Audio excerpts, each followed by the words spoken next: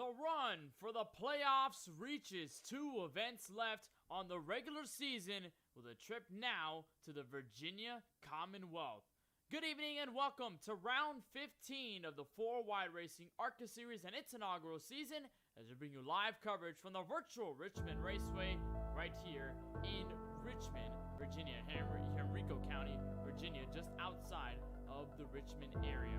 So happy to have you along for our coverage where we'll have Francisco Bacalhau alongside. For now, my name is Kenneth Bueno, and tonight is going to be something special just because it'll be one of our first short track stops since the last time we visited one at the Five Flags Speedway, but this time it's a much larger short track. It's one that's built to NASCAR scale, and it is going to be one that poses a very pivotal point in the championship where drivers are going to have to fight for every chance they can get and work themselves into the 2021 4-Wide Racing ARCA Series playoffs. And with Richmond Raceway, it is a very tough track, and tonight we're going to see just how tough it is as the sun sets over Henrico County. Let's take a look at where we are in the virtual world as we take a look at our KBueno track map, with images, of course, provided by Google Earth. It's a 0.75 mile track located just outside of the Richmond city in the Virginia Commonwealth with 14 degrees of banking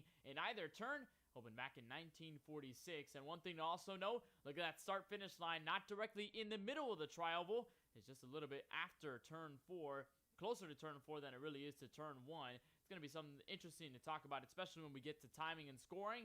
If yellows start to fly, we'll see that come into effect further on throughout tonight's race. And with this race, of course, mentioned, it'll be a pivotal moment in the championship. That's, of course, because the playoffs continue to rage on, or at least the run for the playoffs continues to rage on with only a handful of races left. There you take a look at your point standings. This is what our playoff grid will look like.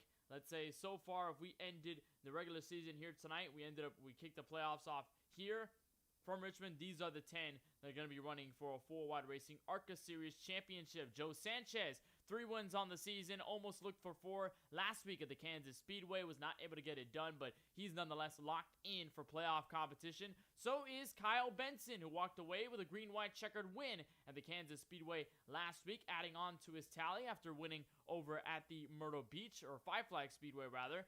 Curtis Kelly, the winner at Myrtle Beach, he's also a driver locked in, along with Ken MacArthur, the winner at the Daytona International Speedway just a couple of weeks ago. Then you see the drivers who are so far in through points. Eric Schaefer, pretty much the highest driver who does not have a win, has the points in 2003 points. Everybody else pretty much 2001 or lower. It's pretty much a 4-way tie between Kivett, Lautenslager, Brandon Banks, and Michael Newbraw in the 56 machine. But these so far are the drivers that will, if they hold, run for a 4-Wide Racing Series or ARCA Series Championship.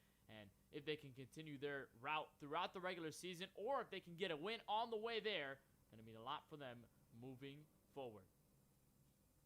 Well, as drivers move on to the starting grid, it'll be our time to take a look at your grid and see exactly where every single driver and your favorite driver will be lining up here tonight from the Virginia Commonwealth. It'll be Colin Forrester in the 99 machine with the fastest time of them all, a blistering 22.165 to lead us to green, followed by Austin Reedy. We've seen him very strong on the short tracks this year. He's going to be starting alongside in that very first row. AJ Green looking for that first win in the ARCA Series competition. He'll roll off from P3 with 2-time winner Kyle Benson looking for 2 in a row and his 3rd on the campaign. He'll start on the outside back in P4. Lance Hill for Stock Motorsports will line up in P number 5 with Charlie Hartcomb, the rookie, to his outside in P number 6.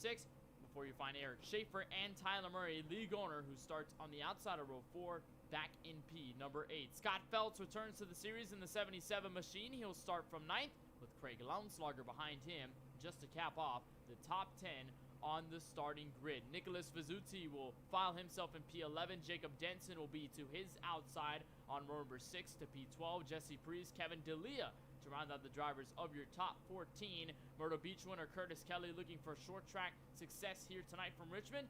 He'll line up on the inside of row 8 with Christopher Bishop lined alongside him in P16. Michael Woolley in the 69 will roll off from 17th on the starting grid tonight. Ken MacArthur, Daytona winner, looking for a short track win here tonight. He'll be in P18 as of the starting grid. They are the last drivers, though, to take time. There are a lot of drivers, though, to go through. Brandon Banks, Tony Kivett back to P20 and row 10. Before you find CJ Munier, Cody Kinsey back to P22, Michael Newbraw, Brian Dixon, Douglas Carlson, Ricky Rosner, and then behind them, Pete Bruni back in P27, the last driver on the grid here tonight from the virtual Richmond Raceway. As drivers set off behind the iRacing official pace car, how about we look at the conditions overhead in Henrico County? It's a cool 70 degrees in the air temp here from Richmond, with southwest winds to about 4 to 5 miles per hour. No humidity, no fog. It's a partly cloudy evening tonight from Richmond, so we should expect the sun to slowly peak down on the horizon. Should see the lights start to flicker on, and we'll go green flag racing in the nighttime here tonight from Richmond. Colin Forster, again, a driver who has not gone to victory lane in the ARCA series, has been a driver that's gone to victory lane in the Cup Series, and he's done a good job of locking himself into the playoffs in that regard. But if you can go for the two-peat, maybe try and go for a championship on both ends of the spectrum, it's going to be a lot by the time you get to the last races of the season. You can gather up all those accolades, get a championship in both regards. So one more lap, iRacing official pace car will come out to the entrance of the pit road out of turn 4. Two Chevrolets leading up to Green, Forrester, and Reedy. We've seen Reedy again, strong on short tracks. We've seen him do well, but so far he's yet to find a win to really back his statement up. It's going to be the two Stock Motorsports teammates on the inside, the ones leading us to Green. We'll see if any pushes are given and how the field will be by the time we get to Green. Pace car rolls off. It's Forster and Reedy to lead us to Green for round 15 of the 4-Wide Racing ARCA Series from Richmond.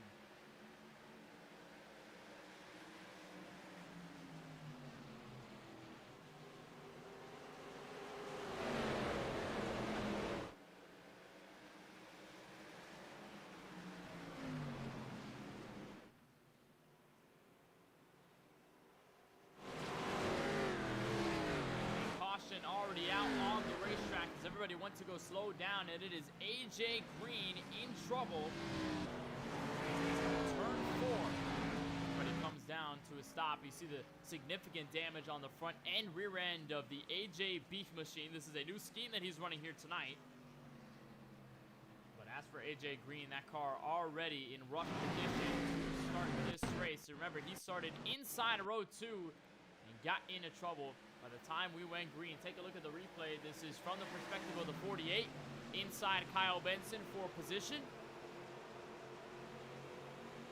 Not sure whether he got tagged or whether he just got hit. We're actually right there, got hit by Kyle Benson as Benson got way loose at the exit of turn 2. You'll see there a bobble by the 10. He's going to bobble it right there, try to save the race car, get into the 48.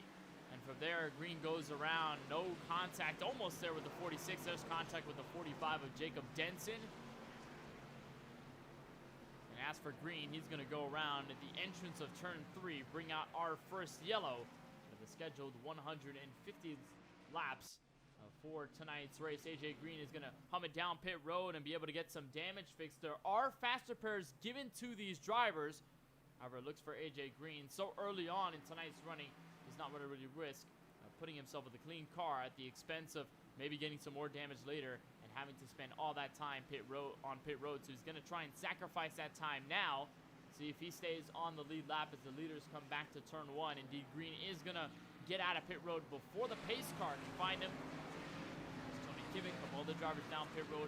Brian Dixon and Nicholas Vizzuti, who is already 1 lap down.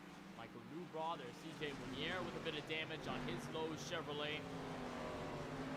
For them, they're going to try and catch back up to the field, who really didn't get half a lap in before we got our first ever yellow flag here tonight from the virtual Richmond Raceway.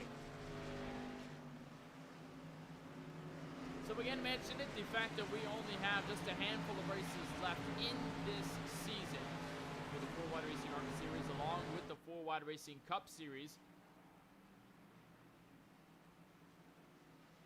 from now, after this race at Richmond, we will only have 2 races left in the regular season before we finally crown 10 drivers that will run for ARCA Championship in this campaign 2021.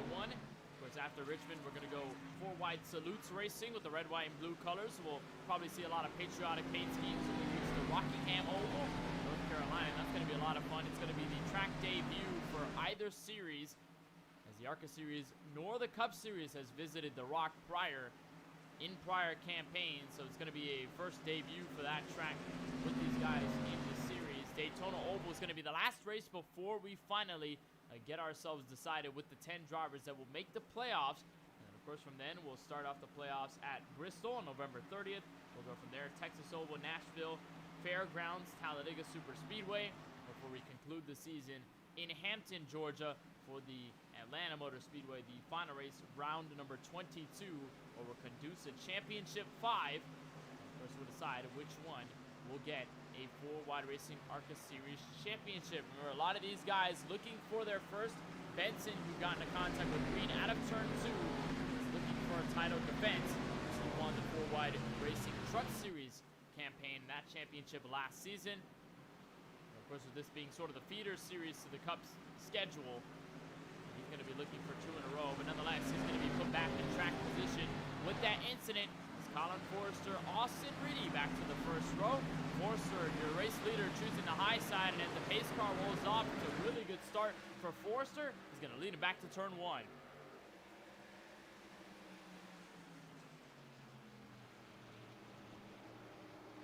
Solid jump by Forrester. Now Reedy under fire. You see Lance Hill now trying to get to the inside of Charlie Hartcomb for position. Almost a bit of contact between the two as they enter turn 3. Hill is going to duck his nose underneath. And if you've seen that Dodge Viper paint scheme before, well, you wouldn't be shocked to know that, of course, it is a driver that you probably know if you're watching this series with the paint scheme. Jacob Smith has ran that car a bunch of times, but of course now, not having the paint scheme, Smith is not here in this field tonight from Richmond.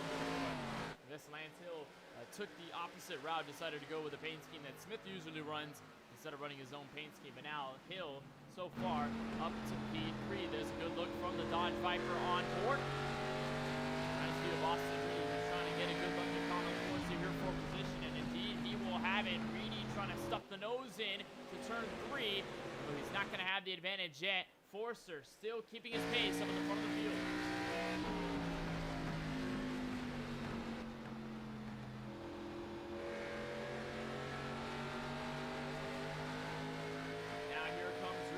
Run off turn 2. He's going to send it to turn 3. Forrester going to try to hold out hope up top.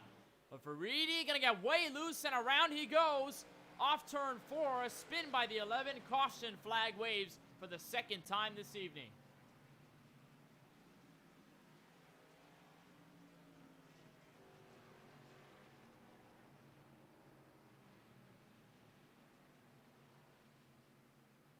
It was the 11 in trouble. We saw him directly as he was exiting turn 4, the inside of the race leader. And for Austin Reedy, gotta imagine some flat spots on those Goodyear Eagles, and obviously track position lost on that end if they score him the wrong way. Take a look at the replay here as he was coming out of turn 4. No contact looked like between the two leaders. Just looked like the 11 lost the race car. Did him right there as he worked to the inside of Forrester. Forrester pinches just a bit. And then for the 11 of Reedy just goes around. Fortunately, no damage. Nobody else gets involved. But, of course, that is enough to bring us under yellow. We saw a similar incident with the driver of the 11 over at Myrtle Beach. We're trying to get out of the corner, being very aggressive on the throttle. Car just steps out. Watch this lap here. It's going to be this lap where it happens. Turn 1 and 2. Going to get a good run here. Try to look to the inside of the race leader, Colin Forrester. He was setting faster laps than Forrester on the route to this move. And of course goes to the inside, makes the dive. Forrester gets the advantage of the entrance. Right there, car steps out, no downforce to really pick it back up. And then a quick 360 for Reedy. He's able to save it, although he will lose a myriad of track position. Drivers getting out of pit road. Reedy is going to be one of them. I believe took some fresh tires on the way there. And of course, no tire sets in this series, so Reedy not having to worry about burning off the set. These got unlimited just like everybody else. And with the flat spotted tires that he most likely has due to that spin, he'll be getting some fresh rubber. But we'll see exactly how he fares versus everybody else in the field, and just how rough it is to pick up positions. Reedy, we saw him do well at the short tracks when it comes to the sort of the homegrown grassroots short tracks. We saw him do well at Five Flags, do well at Myrtle Beach. Myrtle Beach looked like his best chance to win a race at that point until he got into some trouble, got put in the back of the field, got some fresh tires, also had struggles putting himself up through the field just because there were so many yellows coming out, and most of the crashes were happening right in front of him or just really around him, and he couldn't really do that much, and unfortunately was not able to get close enough to the leaders in order to fight for the front and be able to get a checkered flag. That would have been his first, but really already off to a sluggish start.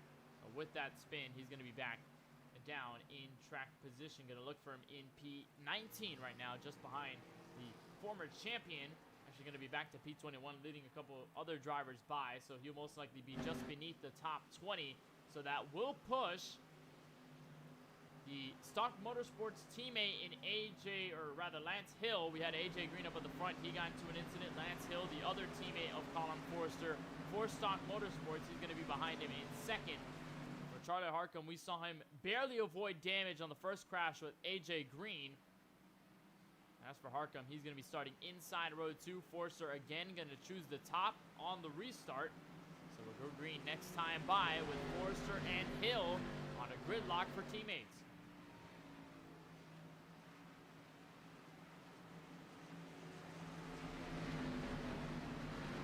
Double up here. Top 3 will be, of course, Forrester, Hill, and now Craig Lounslager, who will be third, with Charlie Harcum just behind them. Tyler Murray and Eric Schaefer will follow through in row number 3, where you find Jacob Denson, Jesse Creed, 0.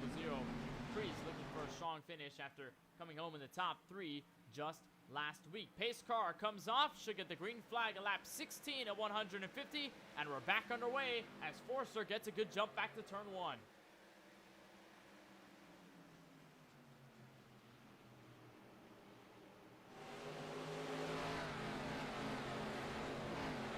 Good look as the field as they come back through turn 1 and 2 on that restart. They're side by side for P3 as Charlie Harcum moves to the inside of Craig Lounslager. They're also side by side behind them. That's Eric Schaefer underneath league owner Tyler Murray. Right now, no convincing driver to step up front out of these battles so far. There's Schaefer going to barely clear himself ahead of Tyler Murray's nose, but again, up front, 46 looking to the inside of the 13, and a battle for the race lead now underway. Here comes Lance Hill in the 34, trying to make the inside work back to turn 1.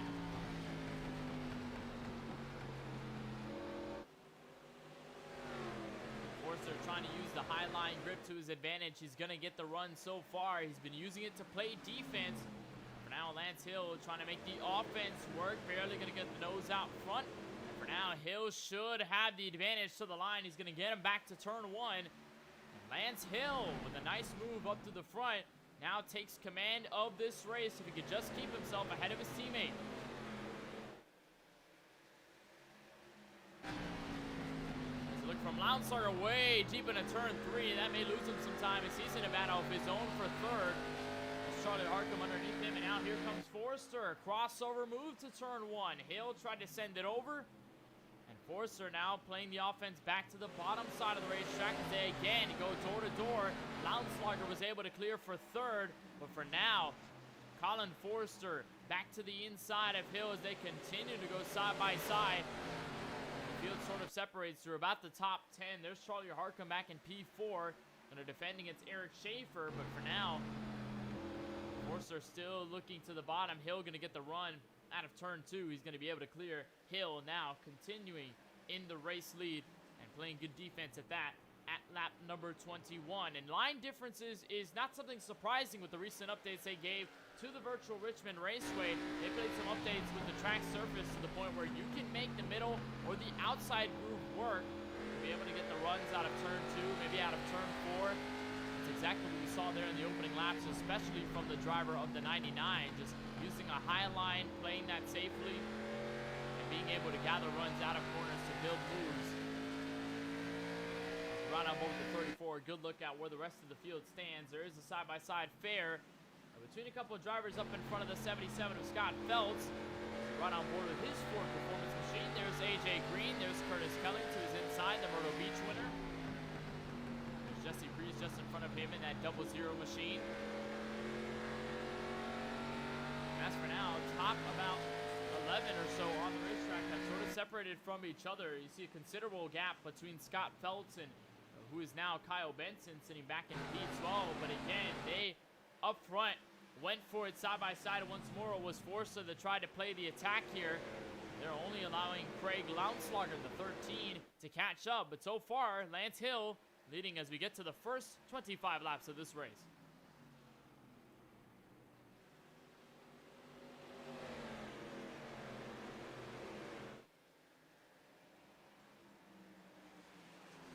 Hill staying up front, consistent. He's by about a couple of car lengths to the 99 machine of Colin Forster. There goes Charlie Harcum back to P4. Eric Schaefer, and so far the only driver back to the top 5. And everybody else pretty much just fighting for position. There's Jesse Breeze underneath him. That's the 42.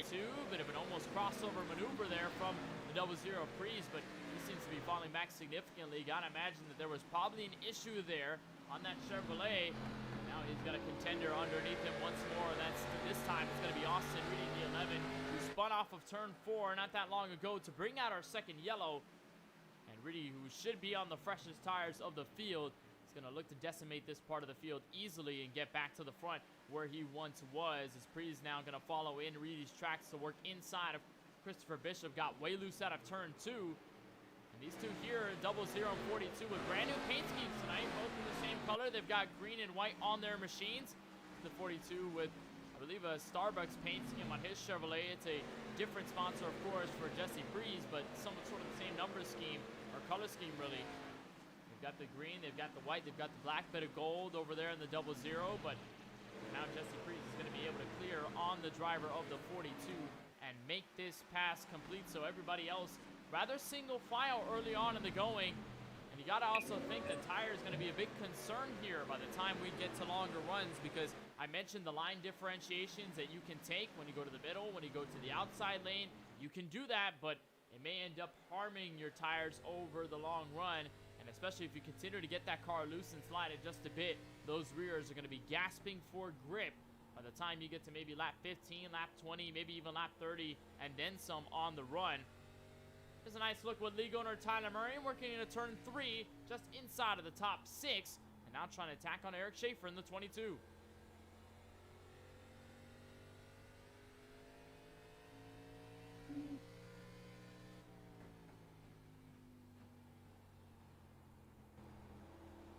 Just a good perspective on how Murray is able to roll that car through the corner and keep the wheels steady. That's going to be one thing that driver's going to look to be keen on, is keeping that wheel steady, keeping it smooth, and not really fighting the car all too much, because they also don't want to burn off their tires that way. They don't want to really reverb it back to the right, try to fight the race car for planting themselves on the track, or at least getting their directions correct.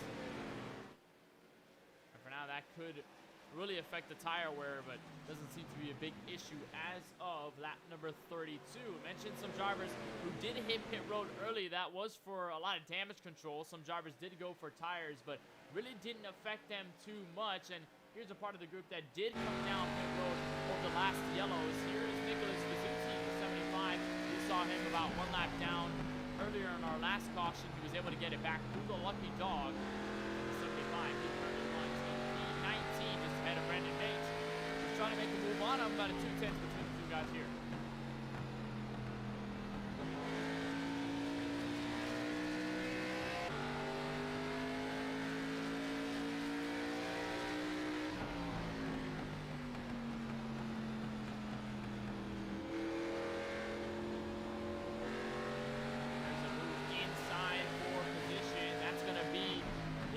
Brandon Banks, and he's going to work to the inside. That's for P19 on the track. There's Ricky Rosner just ahead of them for 18th, so kind of a fight there for position as the leaders continue to be at each other's throats.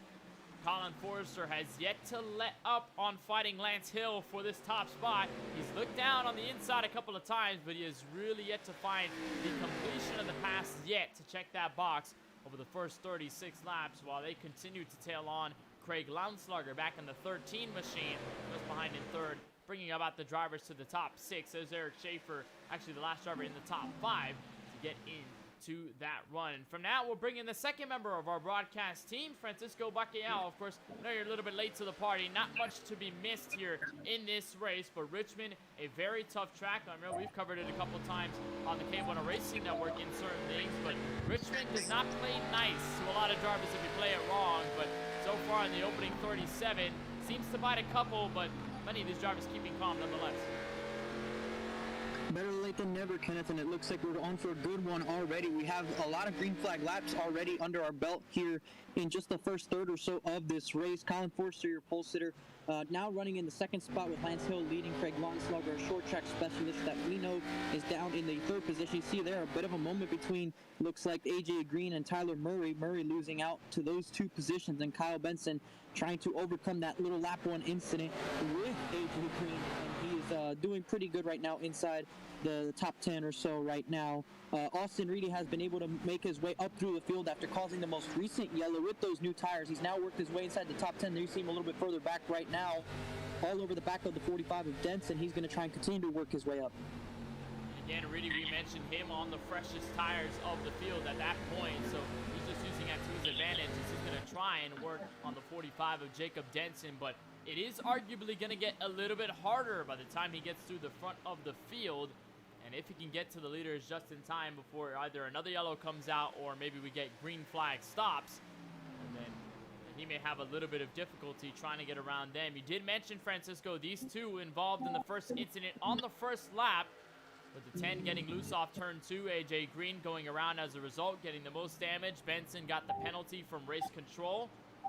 But now Benson trying to make the pass cleanly underneath the 48, but still no success as they come to turn 3. Again, line differentiation. AJ Green able to play a lot more defense on that middle lane than you would expect.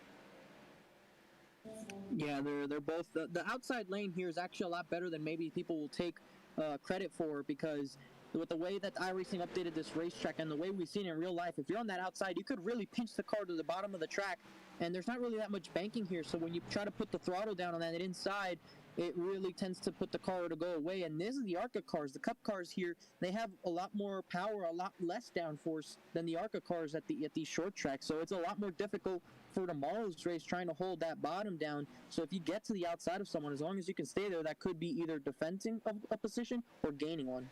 And we talk a lot about the differences between the packages in the ARCA cars here tonight and what you're going to see in the Cup Series race tomorrow. But there's probably going to be a lot more similarities here from the short track, just because you've got a lot of power under the hood, but you don't really have a lot of downforce. So in Kansas, we had a very different conversation with the point that the ARCA cars, they don't really have as much downforce.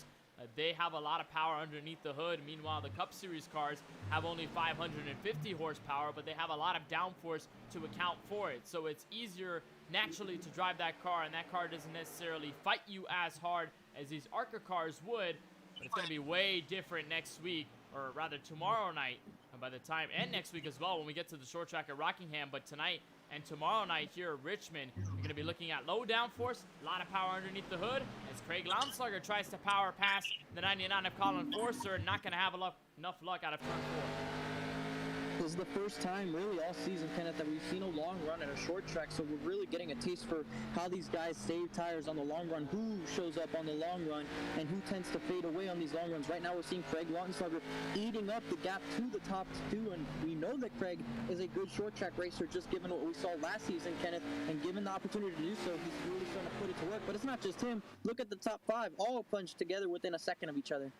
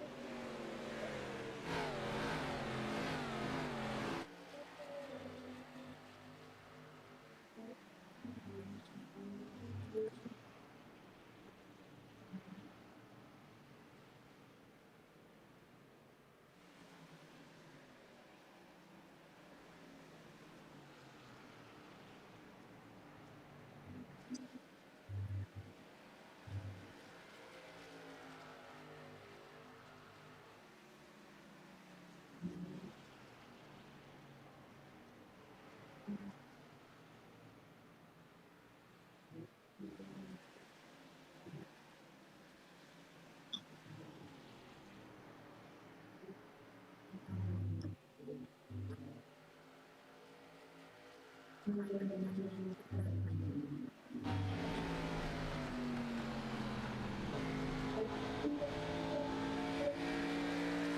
lot of that has to do with the track position at those racetracks, Kenneth. We know that at those tracks, we were going to have a bunch of cautions, and they ended up being true. And with a bunch of cautions, you're not really going to gain that much positions unless it comes down to pit strategy. So you can get loose there, allow AJ Green to stay on his outside. That just shows how helpful the outside is in making a pass, and right there it looks like Reedy will definitely clear him in 1 and 2 and try to pull away. Now with the slightly better grip on those tires at this stage in the run, Lance Hill actually got passed by Colin Forster for the race lead. Eric Schaefer's moved his way up in the third, so look out for this 22. He looks like he might have something here as this run continues. But as we were talking about, Kenneth, those last 2 or 3 short track races that we've done this season, the main difference has been the caution flags. This has been our longest short track run of the season, and right now it's really the first time that we get to decipher exactly what's going to happen.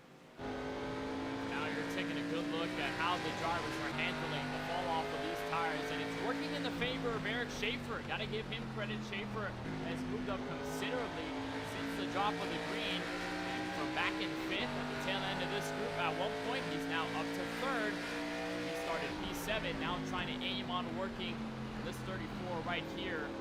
That Dodge Viper as he uses the middle lane here from Richmond. Way loose goes Hill, and a bit of a check up there by the 22, so he's not going to take advantage this time around. That can only allow a driver, a third party really, to catch him. Now the 13 of Craig Lounslugger is going to be that third party to assist in trying to hunt down Lance Hill. And Schaefer didn't want to go to the bottom because he knows the outside is definitely helpful in making a pass. You see right there, the 3 wide for second.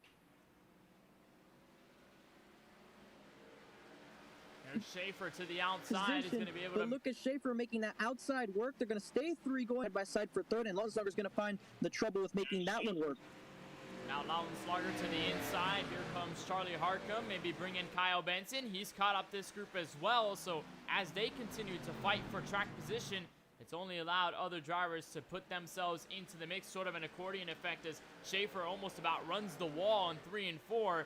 He's going to try to make as much distance as possible between himself and Lance Hill back in P3. One thing we're going to note, though, Francisco, especially if we stay green, is potential green flag pit stops. And never mind, yellow flag comes out immediately as I say that.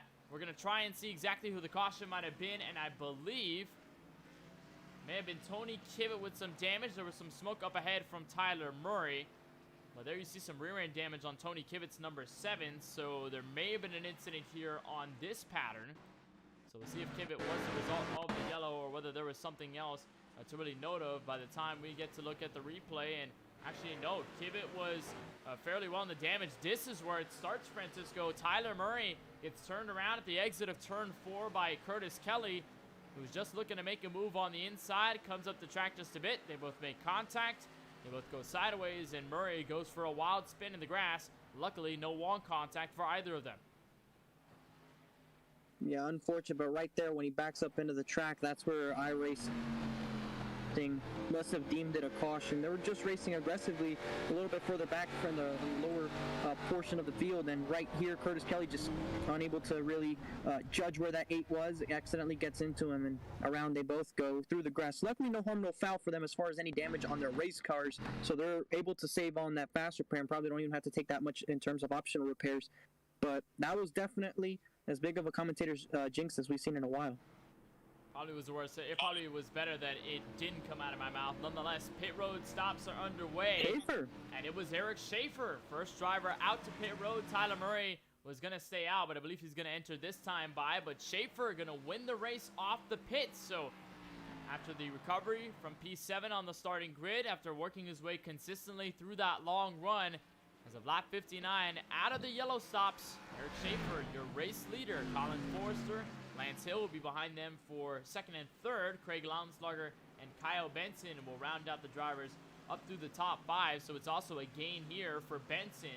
It's going to be a loss here for Charlie Harcum, -1. As he's going to be in the Hornets' nest in the midst of AJ Green and Austin Reedy. So Eric Schaefer here, Francisco, I think we haven't seen too much glimmer out of the 22, but it seems as though he's got a lot of short track pace here tonight from Richmond. A lot of pace out of him right now, and I'll be honest, we probably didn't expect him. Just no disrespect to him, just due to the fact that we haven't seen him in the other short track races running up in the front. Usually when we see somebody running up front at these short tracks, we tend to expect them to stay up there or to see them up front in a later race. But also, you have to consider the fact that we never got that much green flag racing. Maybe this is something that the 22 has been able to have under his belt the whole time, but without green flag runs, unable to actually showcase it. And now that he has the opportunity to go out there, have green flag laps, save his tires, but also go out and show that he can make those passes when he has the season.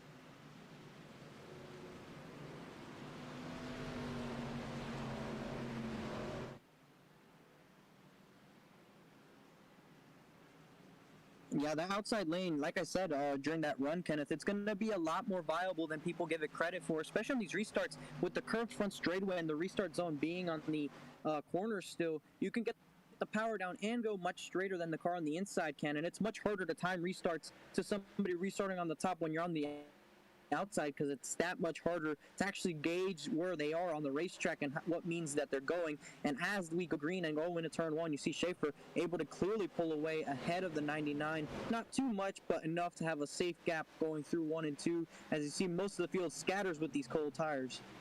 Everybody trying to get those cold tires underway. Of course, don't want to have the same instance of an Austin Reedy where you get way loose on the cold tires, as the yellow flag will fly once more. This time it's the 93 Cody Kinsey in the 711 Toyota Supra colors. He goes around entrance of, actually that's entrance turn 3, exit turn 4 as he comes around to the start finish line. So Kinsey, not sure whether he got tagged or whether, like we said, cold tires got the best of him and ended up in a rough situation. We'll take a look at the replay. This is in between Ricky Rosner and the driver of the 25, CJ Wonier. Got loose right under there. That was Brandon Banks. He seems to get it collected. Not sure whether he had it play in this one, but it was actually Ricky Rosner there. Francisco just gets into him. Entrance of 3. Not sure whether he just dove it deep, trying to make something happen, or maybe just a difference in the braking zone. Yeah, I think the 43 did not expect that 93 to check up when he did. When you're looking at the incident, the car's all the way on the bottom, the incident car that is, and Rosner right behind Kinsey maybe doesn't see that whatever Kinsey saw. Right here, Kinsey checks up way before you normally do, and the 43 comes flying in. Although the 43 probably did go a little bit hot into the corner, because as you saw, he did get into the wall going into turn 3 himself. So probably a combination of both of those factors leading to that incident. So as a result, Kinsey is going to stay in P20. He did not burn off a faster pair. There hasn't been many drivers who have done so, only about 3 to 4. The only drivers behind them who did are Brandon Banks, the 03 of Brian Dixon, and the last driver in the race so far, 2 laps down, Pete Bruni, the 08 machine. But as for Kinsey, see him going to hit pit road. We could expect maybe a faster pair to be blown here by the time he gets to his stall. Got some significant left side damage due to just pretty much pancaking the wall, that extra contact from the rear. See right there, the big crinkle on the rear end of that Supra. And indeed, no, he's not going to get a faster pair, so he's just going to waste the track position. As the field will come by, should potentially get the 1 to green signal by the time we reach that start-finish line. And I want to talk a little bit more about it, Francisco. I guess it's in a case sort of similar to Talladega, where you would probably expect the line to be in a certain place, but it's in a completely different area. Talladega, you kind of expect it to be middle of the tri-oval, but it's in between the chute after the tri-oval before you get to turn 1. Here at Richmond, you would expect the line to be right in the middle of the tri-oval, but it's actually a lot closer to turn 4 than it is to turn 1. So if you're going to make, let's say, a last lap ditch effort, Francisco, you're probably going to be looking for turn 3 and 4 as your scapegoat and not necessarily heavily relying on that tri-oval front straightaway. Normally on the short tracks, that would be your bet anyways, no matter where the start-finish line is on the next straightaway, just because the corner is the best opportunity to get anywhere near anybody on these short tracks. But you mentioned the start-finish line being a lot closer to turn 4 than it is to turn 1. That is very true, and we might see that play a factor in terms of if there is a late caution close to the 2-to-go mark, if the leader gets close to the white, or even on any potential overtime restarts, or if anybody makes a move, just how much of a gap they need to gain on the following car between right there and the start-finish line, which is right there, because between there and the middle of the tri-oval, which they just crossed about now, you see that's about 200 feet. That 200 feet can make a difference. And not just this week, Kenneth. Next week at the Rockingham. Rockingham's start-finish line is also a little bit closer to turn 4, so that's going to be very interesting next week.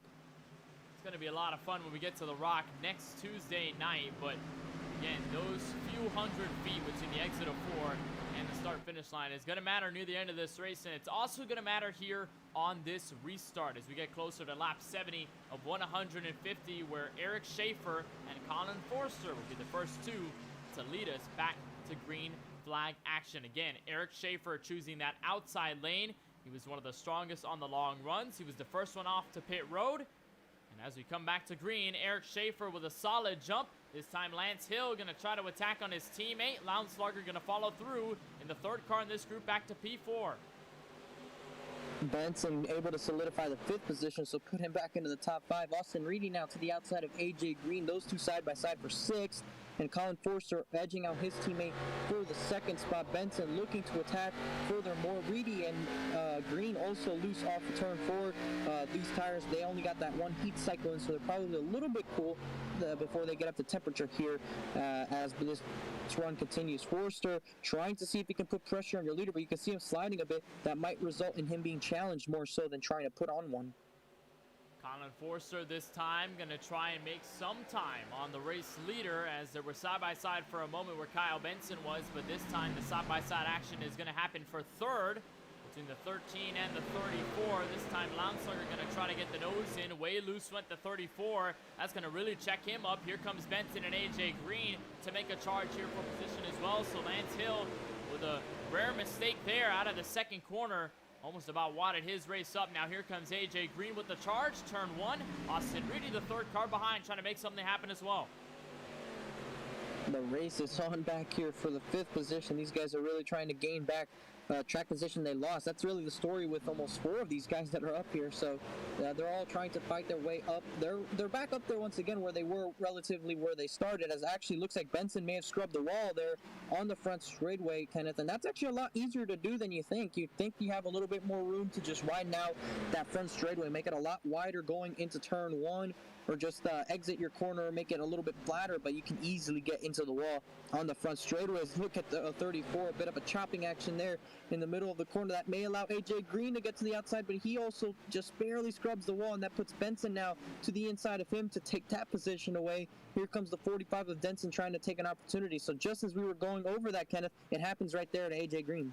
And the wall came up quick, and I think Reedy also just tried to chop him off a little bit, make him relinquish that position and give it to the driver there of that 11, force the 48 up into the outside wall. And as for Green, he's going to fall back to 7th on the running order. And you mentioned just how quick the wall comes up here at Richmond. Well, getting off the wall is a lot harder also than you would expect in these ARCA cars. When you get really close to them, just kind of sucks you up back into that safer barrier, and you really have to make a maneuver to get away from that wall. And it's really tough to do so, especially when you have traffic all over you. Back on board here with the Big Fast Racing number 11, Austin Reedy. Again, started in P2 for this race, so he was one of the drivers on the first row as he makes a side draft move there out of the 2nd corner on Craig Lounslugger for 3rd. He is just on the charge, just again trying to prove just how good he is on the short tracks. And again, don't want to have a spin out of that same corner like he did Caution, though, going to fly this time by. It's going to be Tyler Murray in trouble in 3 and 4.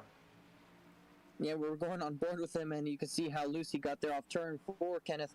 And something I've been noticing through most of the night, everybody's tracking out towards the wall here under the green flag. And you'd think that would be a good line, and it probably is the preferred line to do. But from what I've heard, according to a driver you and I both know, Parker White, he actually suggests that maybe running a lane off the wall is a little bit better for tire saving and just maneuvering your corner entries. And you see Murray right there, the incident.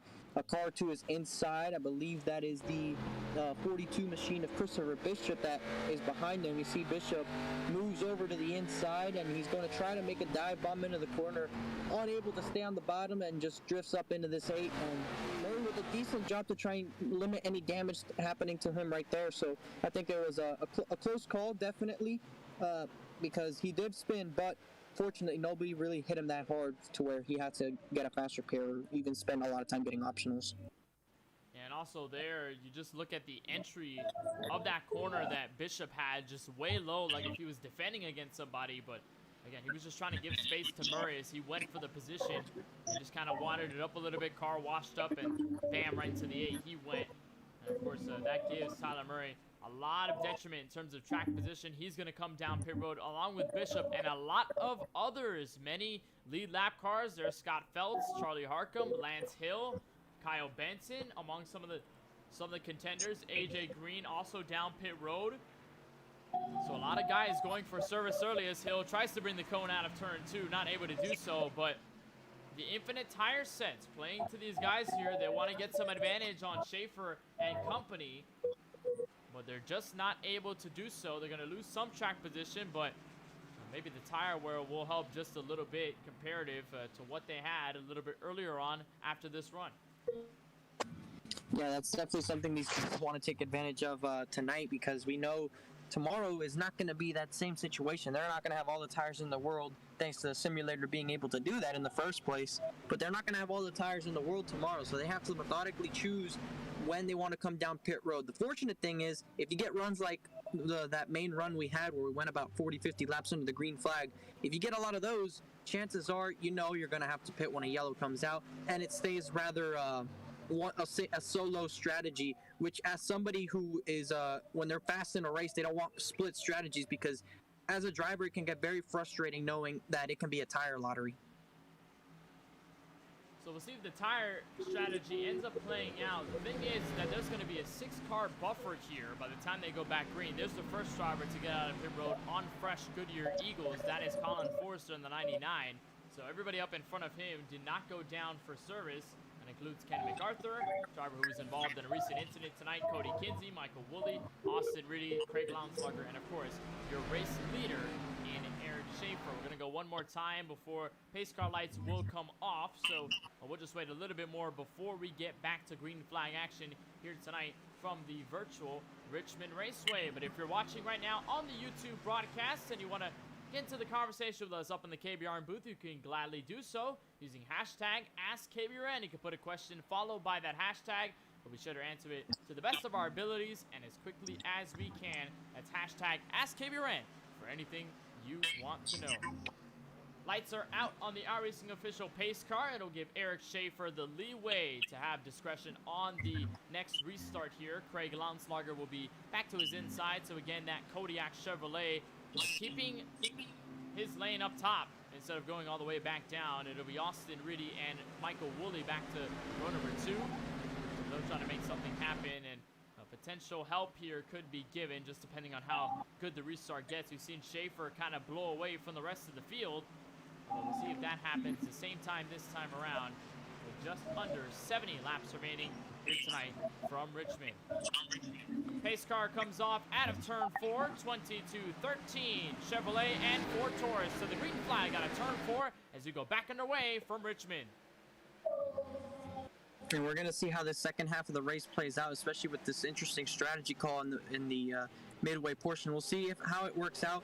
We know in the early parts of this run that these guys that just pitted for tires, not only are they on cold tires, as we actually see one car get sideways off the corner. It looks to be the 45 a Hark or the 46 a Harcum, and there's a yellow flag. So indeed, it crashed on the back straightaway, Kenneth. And And a big one at that. It does involve the 45 as well. 46 of Charlie Hartcomb. There's the 77 of Scott Feltz. His Ford Fusion with some damage. And he mentioned there Francisco 45 got way loose out of turn 2. And I think that's exactly what came to his demise there on this restart. Take a look at the replays. He was battling for position just behind the likes of AJ Green and Kyle Benson. No problem here to the first corner. I think right there, Francisco may have been what set it off just a bit. And actually, no. Had a bad 1 and 2, but it was the 46 of Hartcomb that gets squirrely all by himself. He has his own problems trying to put the gas in, and really nowhere for Jacob Denson nor Scott Feltz to go. I think a good on board of this will be with that 0 of Jesse Freeze just behind all of this and able to get through, maybe made a little bit of contact with that third car in line, but was able to see that happening, and he'll say thank you and take those positions. Here, bam, right there from the 46, absolutely nowhere for him to go, and by the time guys like Pete Rooney get this reaction, they already know just how much the trouble is on the back straightaway, so they all come to a stop. As for the 3 involved, they're going to come for damage repair here on pit road. There's the 46 of Charlie Hartcomb. There you see Scott Feltz in his machine, Jacob Denson. I believe these guys are not electing for the fast repair.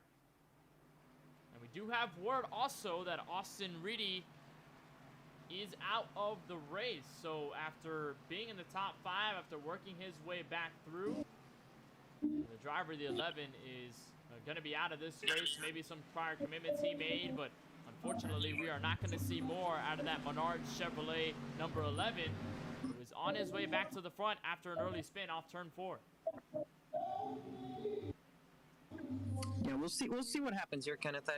I'm hoping that this isn't the trend that we go on in the race with these cautions. It looked very promising there on that one run. I think we can still get that, and these tire strategies is not going to make that easier, because it's very difficult when you have certain cars on fresher tires and certain cars on older tires.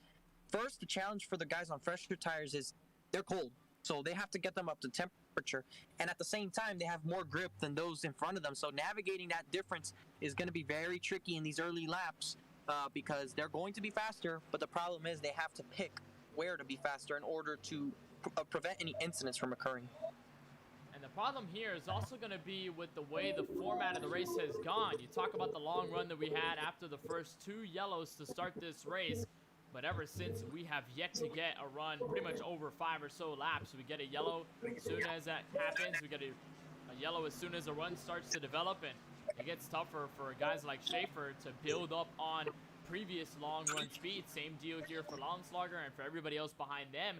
They want to be able to get green flag laps in as much as possible, but if they just continue to go out near the rear of the field when everybody stacks up, then it's just not good news when you really want to separate yourself from the field and pull away, much like the leader has been trying to do out of every single restart. Pace car lights are off, so we'll go green next time by. Eric Schaefer still your race leader. Craig Longslugger underneath him. If you want an update for the drivers on the Fresh Tire Brigade, Colin Forster will start outside in row 3, so they picked up just a couple of positions, but hasn't been the largest amount of progress, also in part due to the amount of yellows that have come out, and I believe we got a delayed green here, so I guess we're going to go one more lap here from Richmond before we get things settled. Just adds on to that anxiousness behind the wheel of these drivers, just knowing that you're double file, getting ready to go green, and then they say, oh, I have to go another lap here. Something must have happened a little bit further back in the field that either iRacing deemed it that there was not a safe instance for a restart, or an admin delayed the caution there an extra lap to make sure everybody is in the right spot and that everybody's all caught up, so that there's no issues on these restarts. So pretty typical. It tends to happen, so nothing exactly out of the ordinary here, I would say. So we'll see if Schaefer can get a good launch on this outside, and how long will it take those guys on new tires to get up there if they don't stampede over themselves. All right, so we get the 22 and the 13 back revved up, back under green as the field will come out of turn 4. Pace car will make its way back down to the entrance. Admins deem it good. 22 off to an early start off the fourth corner. Got very close to that outside wall, but nonetheless, we're back under green. And here comes a pass for second already to turn one, Francisco. Michael Woolley to the inside of the 13 of Lauenslager. Woolley trying to get up to the front of the field. We've seen Woolley occasionally have a strong run, Kenneth. A lot of bad luck on this 69 side, but when he doesn't have that bad luck, we know he has speed. But a caution comes out. Doesn't look like he'll gain that position on Lauenslager, and looks like an incident in the middle portion of the field. We see Newbraw there with some damage to his race car. Bishop a little bit more on that race car of his as well. We'll see exactly what occurred here. I'm not sure these guys exactly. Oh, and it involves the 45 and the 42 once again. I thought that was just damage from their previous wreck. We'll see here going through turn one. The 45 loses it. Bishop gets into the back of him, and with those bumpers, man, they'll just go around. Off of the restart, mentioned cold tires. 45 almost about loses it. He's able to save it. The problem is he just checks up right about here, middle of the corner where Bishop is, lands right in front of that nose of the Starbucks 42, and then of course there's no other choice there. Hooks the bumper around, and Denson has no choice but to just wait for everything to settle, for the dust to go by. And unfortunately, no extra damage. I believe maybe some extra rear end, but he already did have the rear end prior to the incident anyway, so I don't think it's going to be too drastic here for Denson in his case, although his race has gone from decent to bad in just 92 laps time, as he's going to hit pit road, get 4 fresh tires, and he is going to burn off the fast repairs. So for the 45, it's a good thing that he kept it on his way. And now he's going to be out. But this is an interesting call here, Francisco. Second place driver Craig Lauenslager hits the pit, and I don't think anybody else went with him. Looks like that's going to cost him a lot of track position, and not to mention the fact that there's not much of a tire difference between those guys on the new tires and those that are going to be staying out on old tires. So we'll see how this strategy plays out as he drops through the order here. It's going to be interesting, Kenneth. I'm not sure if he thought that this was the right time, maybe a fuel window that he was looking towards, and I'm not inside that race car, so maybe I don't know exactly what's going on, but we'll see. We know that Reedy, with not too much of a tire difference, was able to really work his way up there. Maybe with a little bit less cars on the lead lap, maybe a little bit more damaged cars further back, it should help him in the short run gain chunk positions before they start spreading out. So I believe we should get one to green this time by. Lauenslager is officially going to be back in P21, so that's going to be a really big challenge for him to even get close to the top drivers. He's just going to have to hope that more yellows come out, or the leaders just get put in a position where they have to come down pit road. And Lauenslager, much like your race leader right now, Francisco, 2 drivers running for the playoffs. Again, we talk about sort of the difference in the playoff points and the drivers that are locked in via wins, the drivers who are going in for point standings. There's a look at it once more. The 4 drivers in Sanchez, Benson, MacArthur, and Kelly that are officially locked in. But as for everybody else, it's just a fight of how they can stay above that cut line. Schaefer and Lauenslager, 2 of those drivers who are doing just that. And Lauenslager could lose some points to a couple of drivers here if his night goes south due to this pit call. We'll just have to see how it fares out as we get the 1 to green signal from the pace car. One more time before we go back under the green flag, Kenneth, and we'll see if we can go a couple of laps. The last couple of restarts have proven a bit chaotic, and hopefully they stay clean for enough laps here to really get closer to this finish. So that finish will be closer than we think. It's 56 laps to go, 55 once we take this green flag here, and 55 laps at Richmond. Doesn't take too long. Even with the caution flags that we've had here recently, it's not exactly that long. So I think these drivers will quickly realize when the end of the race is showing up and start prepping for it. Back to double file action as we'll come back to green flag racing. Eric Schaefer, still your race leader, but this time a different compatriot on the inside. Nonetheless, Schaefer's going to dump him for the race lead back to turn 1. Pace cars down. Schaefer again with a very good start back to turn 1, but it's a fight for third, potentially for second. Look at Benson all the way on the high side. Remember, he had some of the freshest tires in the field at one point. Still got fresh rubber comparative to the top drivers. And for Benson, he gets around Forster to move up to second. And he'll get into that second spot. We know he has the tires as well, so he should be closing the gap in on your leader, and those two behind battling for fourth should have the advantage on Michael Woolley. These guys also pitted for tires. See Woolley sliding there in the middle of the corner. It's going to hold up Forster just a little bit. AJ Green trying to put a run on the outside, kind of blocked in at this moment, but he wants to be on the outside. If he can roll up to the outside of the 69 here mid-corner and get to his outside for the straight, well, that'll help his cause. But Benson sliding his way to the inside with that tire grip, he should be able to make this pass. Benson gonna look with the fresh tire power underneath the Kodiak Chevrolet. Schaefer making the fight. Who's gonna be the leader? I think Schaefer may have kept it, but the caution comes out this time around. We'll see exactly who it might have been.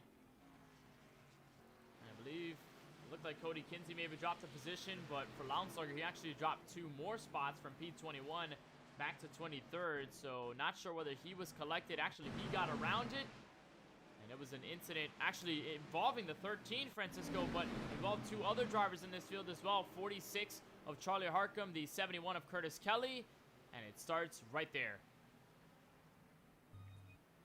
Yeah, right there you can just tell that it's tough. It's tough, man, racing these short tracks. We'll see on board with Curtis Kelly here as he's with Ken MacArthur next to him. Ken just unable to keep it on the bottom.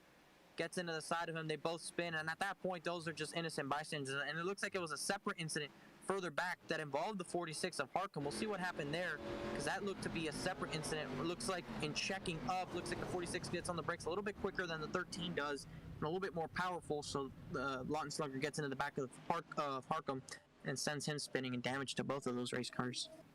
That's exactly what I pointed out as well, Francisco. The fact that Lounsberger had made that call and nobody else went with him. It was just him down pit road, and of course the only driver other than him to go down for the pits was a damaged Jacob Denson, who was just trying to repair his car and get 4 fresh Goodyear tires. It wasn't anybody else who was just trying to pit for strategy. They were just out on the racetrack holding their track position, and for Lounsberger, this ends up hurting him just a bit. He is going to gain some positions, though, because drivers did hit pit road. There's Charlie Harcum there with his damage. He's down pit road as well. So Lounsberger will bump up to P16, but at this point of the race, under 50 laps to go now. When we cross the start-finish line, Francisco, I don't think you really want to be here, but at the same time, you just want to be with the freshest tires in the field, much like these guys were, and had that advantage near the end. But I want to pose this question out, Francisco, because we have such a split here with about 50 laps to go. What do you do here if you're guys like Michael Woolley, if you're guys like Kevin D'Elia, the race leader at one point, the 22 of Eric Schaefer? Do you decide to come down? As Schaefer, I believe, hit pit road, but for the other guys who are staying out, what do you do in this case? Do you try to come down pit road for tires, or do you just kind of hold it out, hoping that you're going to get more yellows and the tires are going to, at some point, equalize out? Well, they'll never truly equalize, especially as there's less laps left in the race, because there's less opportunities for them to get to that point in the first place. So I think as this race goes on, it's just about picking the right time to come down pit road. You don't want to make the call too late, but if you get a long enough run, everyone's going to have to come down pit road. It doesn't seem like at this moment, I gave it a chance, but right now we've had a lot of cautions on these restarts, and if it stays that way to the end, then somebody is going to eventually pit at the right time, make enough positions on the restart, have enough grip on those tires to really make a pounce at the end of this one. But if you stay out consistently, as these cautions keep coming out, you're kind of making your own bed and trying to rely on these old tires, which it can work, but it's very risky because we know what old tires mean. And for guys like Michael Woolley, it's only going to spell disaster. If you want track position near the end of this race, again, he's just going to have to hope for more cautions to fly before he can really get anything advantageous out of this strategy. As you mentioned, that Eric Schaefer, who was at once the race leader fighting with Kyle Benson, he thought enough was enough, and he was going to get fresh Goodyear Eagles now, and he's going to be back in the field behind Craig Lounsberger.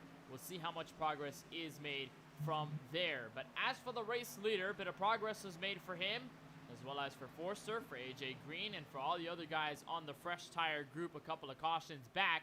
They are now going to be mostly in control of this race with the spice of Michael Woolley on the inside of row number 1. Benson looking for his 3rd win on the campaign, his 2nd straight after winning in green-white checkered territory at America's Heartland and the Kansas Speedway last week. And on the short track, where he also got a win at from 5 Flags, he's going to lead us back to green with under 50 laps left.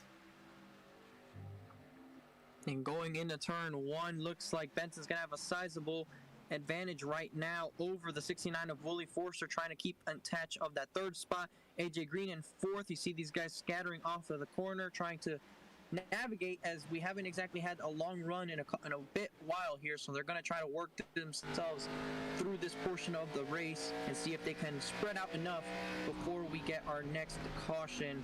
But right now, Benson in a pretty good spot, trying to see if he can get win number 3 on the season. Woolley doing a nice job to keep himself content here in P2. Forster and the others have yet to really find the ground or the space to get around that 69 machine. The two Stock Motorsports teammates who started on inside row 1, inside row 2, now third and fourth on the racetrack, trying to catch up to that black and yellow machine and the green Perrier machine, and they have yet to find any sort of success getting around the driver on the oldest tires. A bit of side-by-side action behind. There's Craig Lounslugger, by the way. We saw him, of course, behind in the field. He's now side-by-side with Ken MacArthur for position, and it gets close. They both make door-to-door contact. That's not what you want to have for the 13, as he's finally going to get by for 16th. But Lounslugger, after this call, it has just been an atrocious segment. Lots of yellows, bunch of messed up cars, and of course, hard times getting around the cars in front of him. And now look at the gap to him. In 15th place, Jesse Breeze. Yeah, you don't really want to get caught up too much with those cars a little bit further back to have damage. We know that the 13 is carrying some form of damage as well. We saw that damage from that previous incident when he got into the back of the 46, or the 45, excuse me. So we know that there's trouble for him, as actually there was a bit of a moment for Eric Schaefer. It looks to be going slow, getting back up to speed. I'm not sure if there was a crash on the front straightaway, it seems, Kenneth. And it involved the 97 right there. Contact with the 22. This did not cause a yellow somehow. I don't know how this didn't cause a yellow flag on the racetrack, but Ken MacArthur and Eric Schaefer do a nice job to keep their cars collected and straight. But again, they've got damage. They're now near the rear of the field, and this night has not gone well for them, unfortunately, after some early troubles and, of course, the pit calls that both Lounslugger and Eric Schaefer made. To now be near the rear of the field. Battle for second starting to heat up.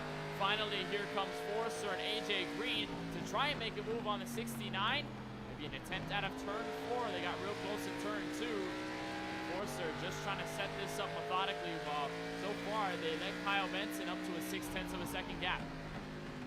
Benson doing a number right now at this point in time. You see a little bit further back, one car way up the track trying to make that outside work. It looks to be that Crown Royal machine, the 53 of Kevin D'Elia, battling right now with Forster's teammate, the 34 of Lance Hill.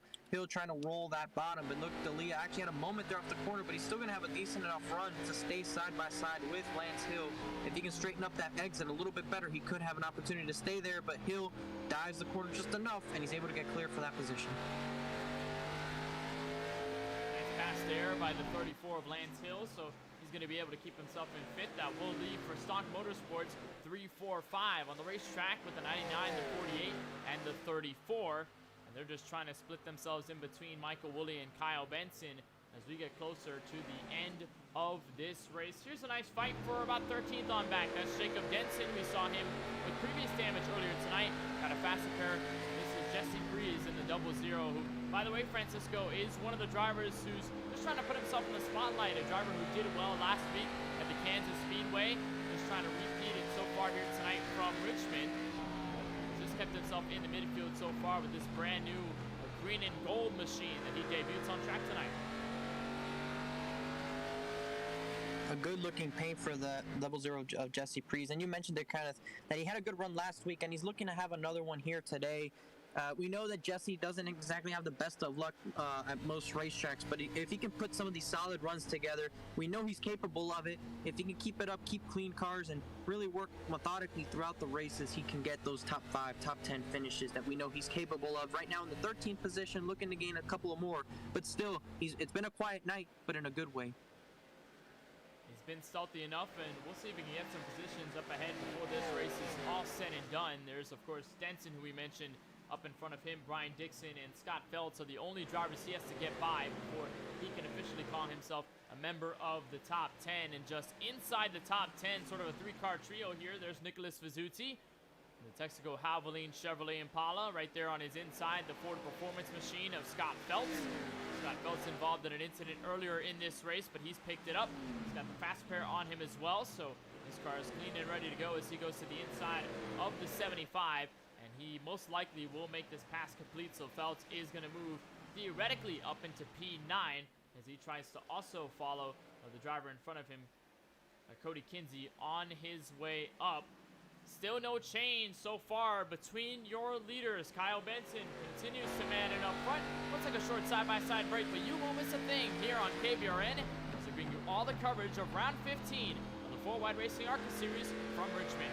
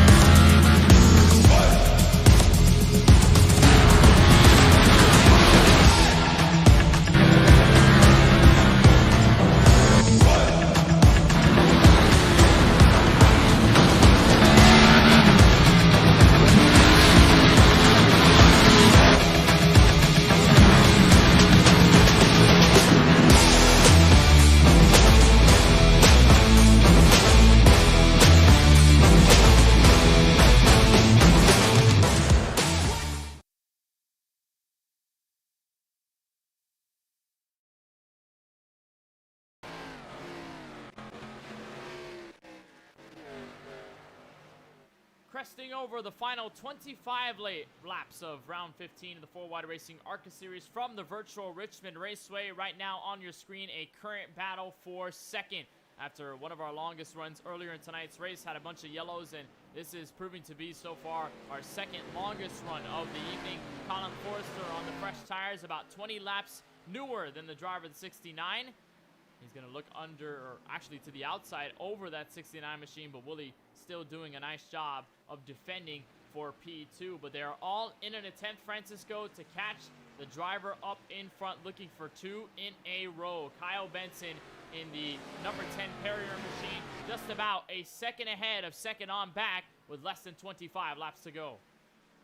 And I think before we throw the commentator's jinx at him, even if he doesn't win this race, Kenneth, it's been a solid turnaround for the driver of this 10. As soon as he got that win at Five Flags, it's been a completely different season. He won at that Five Flags race. He finished second at Charlotte, was able to get the win at Kansas, and he's been really fast here tonight. So even if he doesn't win this race, Kenneth, Kyle Benson has certainly shifted his stance in terms of the championship in the ARCA series, and he's definitely looking very strong at this current moment in time. And if he can get another win, that'll tie him for the most wins on the season with Joe Sanchez. Yep, Sanchez is yet to find victory lane after his third came a couple of weeks ago. But Benson looking for two in a row here, and what, of course, will be his third win. He's already locked into the playoffs, so he has no worries about his chances to fight for a championship. But of course, if he can continue to add on to the column, it's only going to give him more momentum. As finally the pass is complete for second on Michael Woolley. And now AJ Green's going to be the next one to hunt on that black and yellow 69. Got to give credit, though, for Woolley for holding on these older tires. I mean, 20 or more laps on a fresh set of rubber is definitely going to hurt. But for Michael Woolley, he's been able to slow the bleeding. And he's staying in third. And if he can keep himself in the final 20, then that's going to be a fantastic effort on those set of tires, as AJ Green is going to try to get by for position. Meanwhile, Kyle Benson is closing on something we haven't seen all night long, despite our first opening long green flag run. Francisco, lap traffic. There's Pete Bruni, the first car who's going to go one lap down here to the race leader. There's two cars up in front fighting for position. He's going to get around Pete Bruni, but it is only going to get tougher in the final 20 laps of this race as well. Yeah, that's as easy as it's going to get. It's not going to get any easier after that. You see cars up there battling for position, and it's tough when you get on those guys because they're battling for their own race. They're racing for their positions, and they're not exactly obliged to get out of your way unless they're several laps down, in which that case then it's just a courtesy problem if they don't. But if you're one lap down, even 2 laps down, if you're battling somebody, that is your battle as well. So you have to, as the leader, also figure out how to get by them. It's not easy, but that is the part of the deal when it comes to these short tracks, because there's not much room to go and really make it work. But it is better that at here than it is at most short tracks. Say like Martinsville, we see lap traffic there is always going to be an issue because of the low side of the racetrack being the preferred line so heavily. And of course, we would have seen that at least if there were less yellows in tracks like Five Flags, tracks like Myrtle Beach, and maybe even tracks like USA if we were able to visit that track, which was inevitably replaced by the Kansas Speedways. But lap traffic of these short tracks definitely do mean a lot as you watch a battle right now just inside the top 10. Looked at a long line of cars where Jesse Priest was, and he was in a fight there with Tyler Murray just a couple of laps ago, although Craig Lounslugger is now going to work underneath. Same deal for Brandon Banks. These guys just trying to recoup what they can. Lounslugger made that pit road call, and if at least he can finish top 10, even though he started further up in the field, it is going to help somewhat in his route for the championship as he runs still within the top 10 of the current points standing. Gap so far, 0.7 of a second to Colin Forster, so it has closed just a smidge, but it hasn't been enough probably to concern Benson. And Francisco, if you're coming to the final 15, now coming to the final 10, how do you approach this gap and try to manage it for the rest of the laps and try and win? Right now for Kyle Benson, it's not about pulling away, it's about forcing Forrester to catch you. So you have to drive a little bit defensive. Even if he's not there, just conserve the car. Don't drive it to its fullest. That saves a little bit of the tire. And then as soon as he gets there, you'll have a little bit more grip. You can push it a little bit more. And at that point, it's a straight fight. So you don't want to use up your car trying to drive away, and inevitably it goes back towards him, and then you don't have anything left to battle with him. So right now, you see Forster is closing the gap.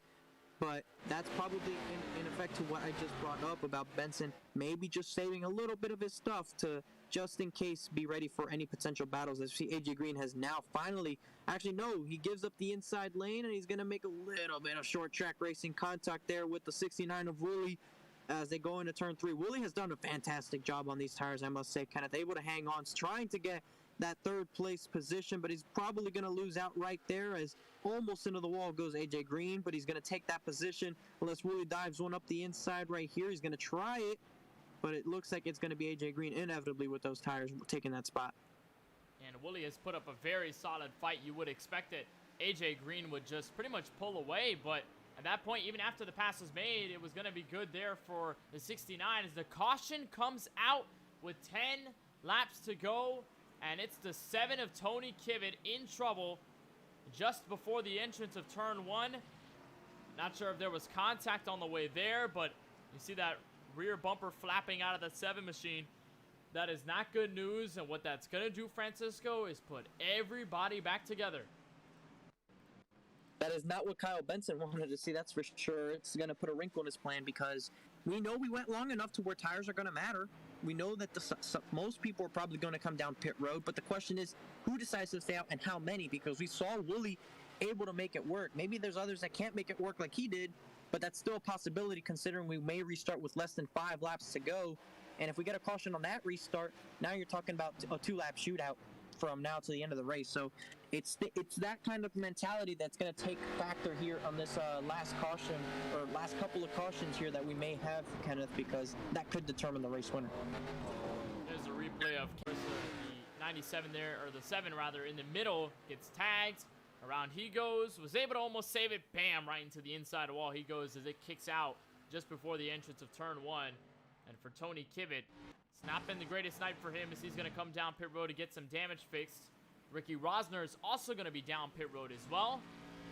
What it's going to do is put everybody in a situation with under 10 laps to go. And watch this, Eric Schaefer, Francisco, stays out with damage and 43-lap old tires in front of everybody in the field.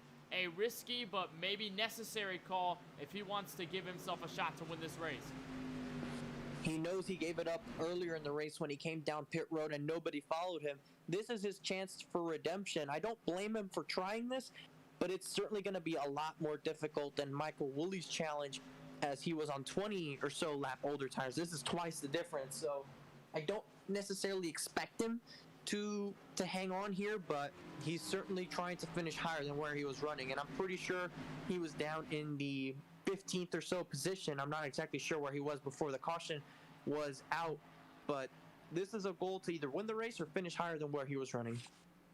And Schaefer, just like we saw earlier tonight, was the race leader, had commanded a good portion of this race, but now it's going to get the difficulty, at least, is just going to get amplified by 10 or more, considering that he's got the oldest tires in the field, and he's just going to have to keep himself composed, much like Michael Woolley did. The only problem is we don't know how much Eric Schaefer has wasted on that set of Goodyear rubbers, so it could inevitably be better, maybe worse for the driver of the 22. We'll just have to see, as they will double up. We're not going to get the 1 to green right now, so we won't go green this time by. I believe we'll go green the next time by once we get to the start-finish line. Curtis Kelly is a lap car here, so he should get the wave around, but Francisco, now I think our thoughts can gather just a bit before we go green. What do we expect out of this restart? We're definitely not going to see the last caution of the race. This is going to go a little bit extra, probably in overtime here. Not because of the 22 necessarily, but because everyone's going to try and be very aggressive for their respective spots. And, you know, that's just the thing we see at the short tracks, man. You know what Denny Hamlin once said, is that's just short track racing. We'll see just how the short track racing fares out. 2 wide all the way through the field. It'll be Eric Schaefer, Kyle Benson, the first 2 to lead us back to green flag action with under 5 laps remaining. Pace car comes down, 22 off to a solid jump. Bit of a bobble by Benson, but we're back under green from Richmond. This is a dream start for the 22, but look at them. They're going to go diving down to the inside. They're 3 wide for second. Forrester up the track. He almost gets into the 10. Looks like they're wrecking in the back. It's Murray. This is exactly what Schaefer wanted. Caution comes out for league owner Tyler Murray, sideways in the middle of 1 and 2.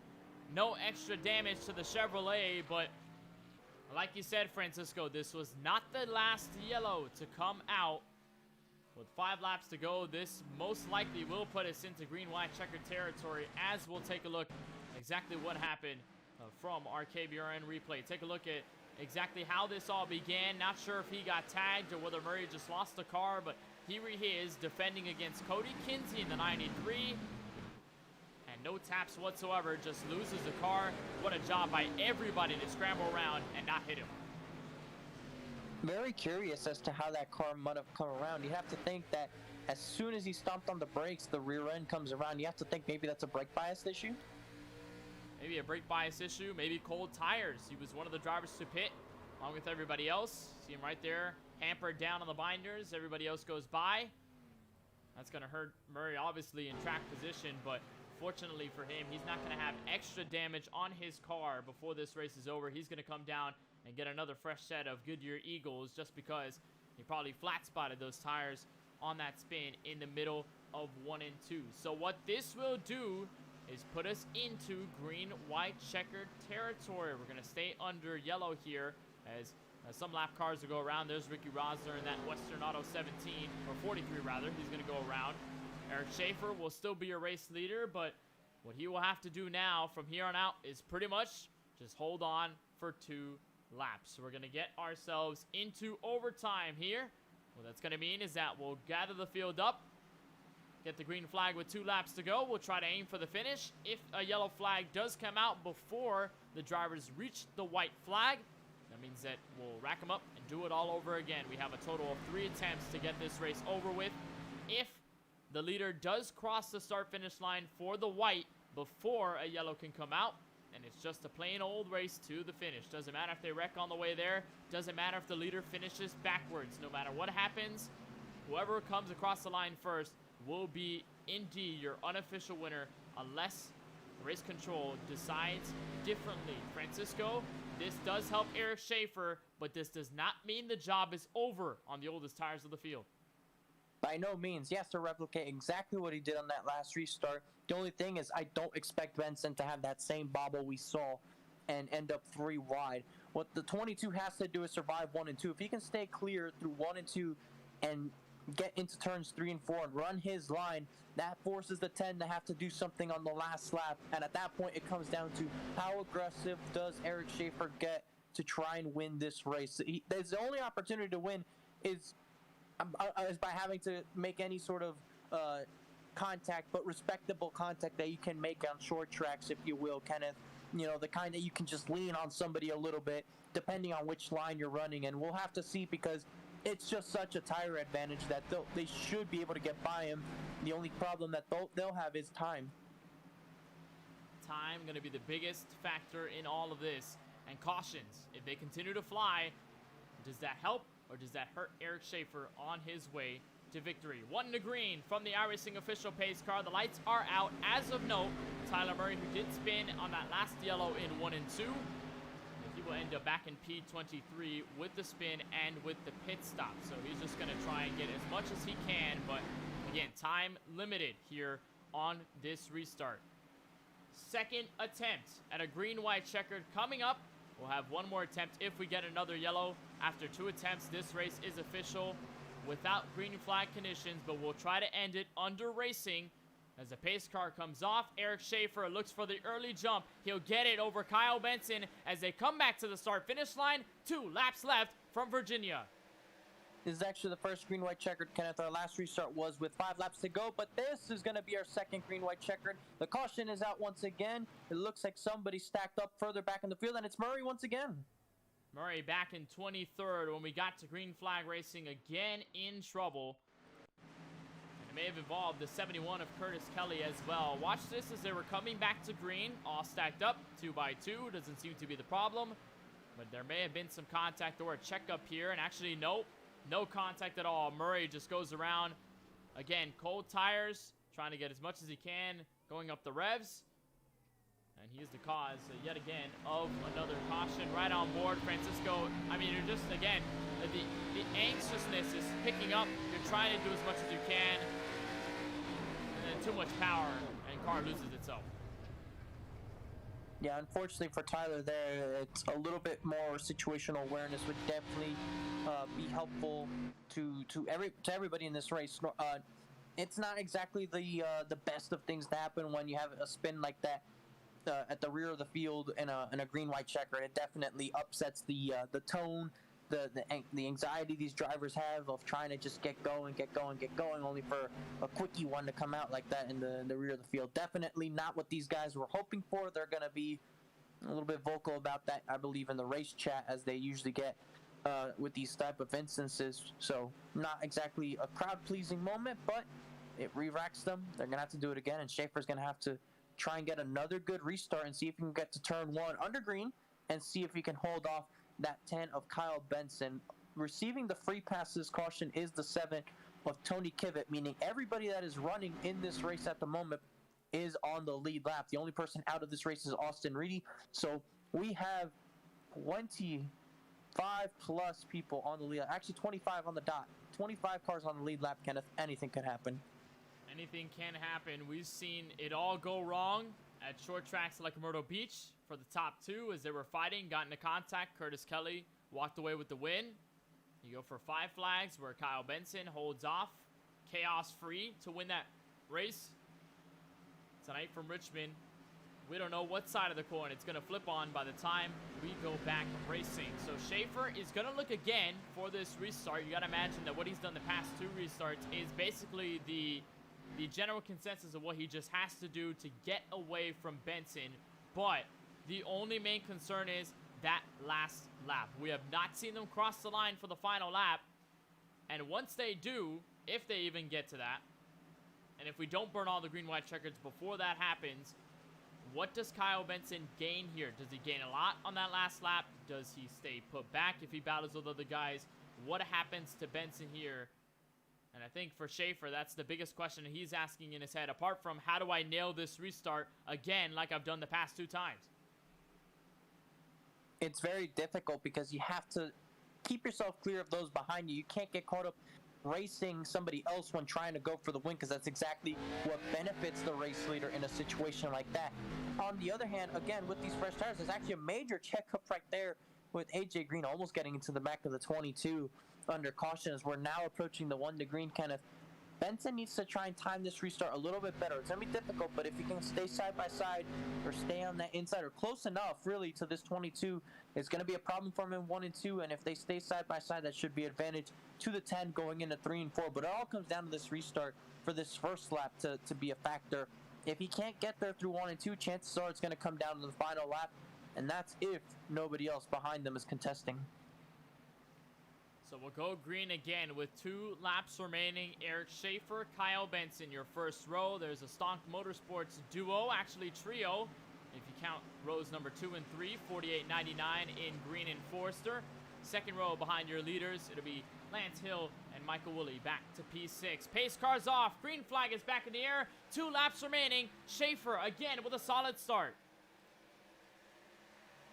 He's able to get out there, and look at this, 3 wide for third, going into turn 1. Forster using up a little bit of his teammate. Michael Woolley diving into the inside, almost making contact, and they're going to wreck further behind. They're keeping it straight. Woolley down the track. He's going to get into Kinsey. Big wreck as they go into 3. Big crash. Yellow flag waves as Schaefer was just about to get to the start-finish line. And we'll rack him up and I believe do it one more time as a huge wreck ensues behind the race leaders. Michael Woolley, who at one point was on the oldest tires in the field, got on equal footing with everybody, and as he collects himself with Lance Hill, it creates a huge crash in turn 3. Take a look at how this all stemmed, but you saw it in the foreground, and it started with that 69 and a handful of others as they were going about. Look at this, almost 4 wide to turn 1. But a contact there between Forster and Green, but Francisco, here's where the problems arise. Right there, it looks like there was a problem between Hill and Woolley. Woolley maybe thought he was clear.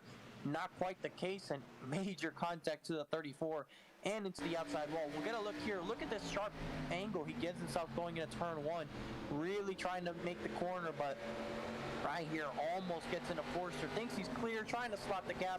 Isn't quite the case, and then right there gets tapped again down the track into Cody Kinsey. Major contact. You have to think, if that second little bump doesn't happen going into turn 3, there's no wreck. They just make a lot of contact and keep going, and that's Schaefer's opportunity to try and win this race on that overtime. But unfortunately, it's going to have to force to rack him up. And you see right there, drifts up, thinking he's clear. They keep it straight, and then that extra bump right there sends him into Kinsey. There's a look from Kevin DeLeo in the 53. He gets some damage out of this. Won't think it's going to be too much to really affect him in terms of speed, but of course you do not want to find yourself in this position so late in the going.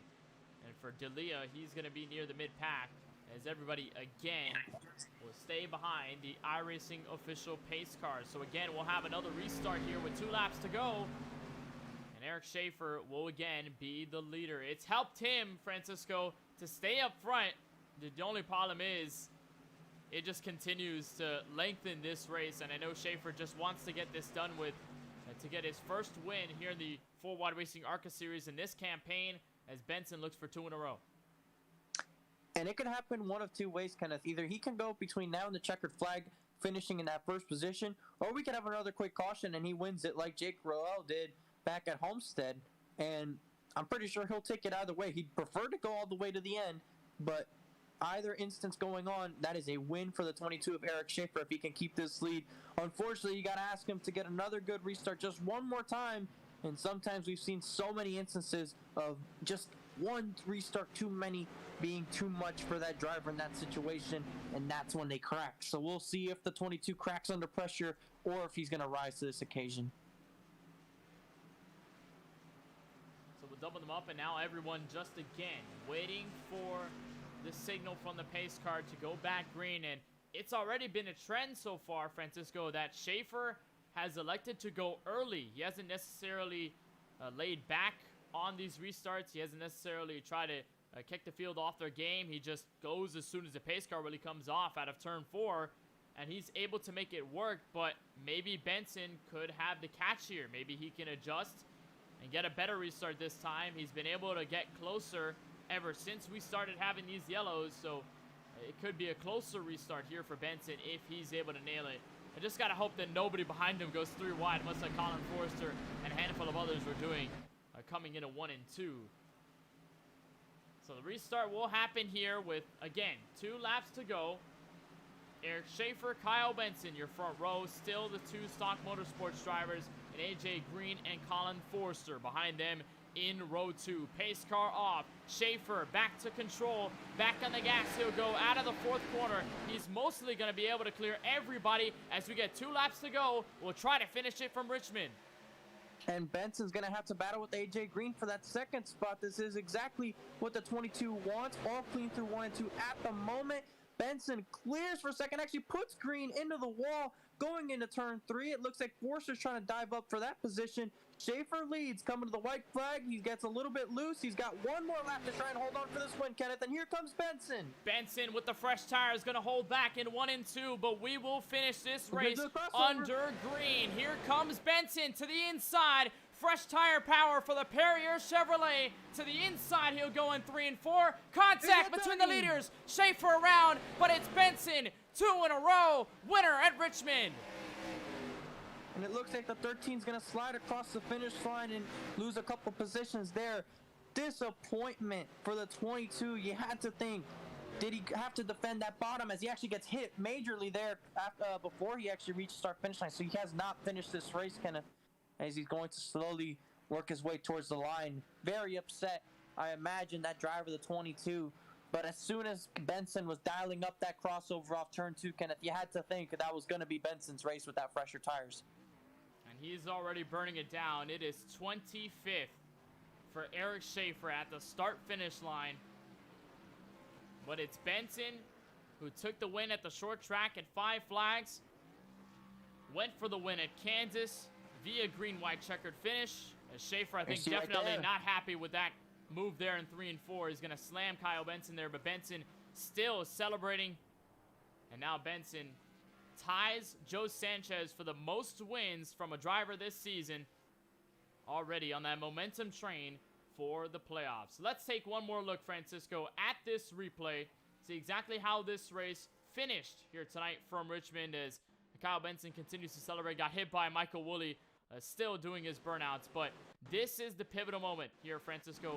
Coming out of 4, it's going to be the slam here from the 10 to the 22. This is just before they get the white flag. Bit of a scuffle there between Benson trying to block off AJ Green. But again, take us through it, Francisco, how the 10 was able to get it done. So right there, he was able to fend off that battle with AJ Green, and right now he's in a pretty good spot. Shows the inside, backs off early enough, allows Schaefer to drive it in. Right there, just drifts up the track, dials up that crossover. Schaefer doesn't have the grip, doesn't try to defend it. He tries to stay high. Benson dives the corner, doesn't go to the bottom. A little bit of contact between those two. Up the racetrack goes the 22 end of the wall. I don't think it was anything excessive there, Kenneth. It was racing for the win, of course. And, you know, it's a short track deal. You're going to make some contact in a battle like this for the end of the race, especially on this tire differential. Schaefer was on the disadvantage right there. You see just light contact, and into the wall goes Schaefer. You have to feel for him. But it was definitely not going to be easy at all for him to make that work. And we knew it was going to come down to late contact, Kenneth. I think I said that during the first green-white checkered. It was likely going to take a little bit of contact to get by either one. And that ended up being the case. And definitely not finishing the the short track tempers from last Sunday, it seems that's going to continue into this week.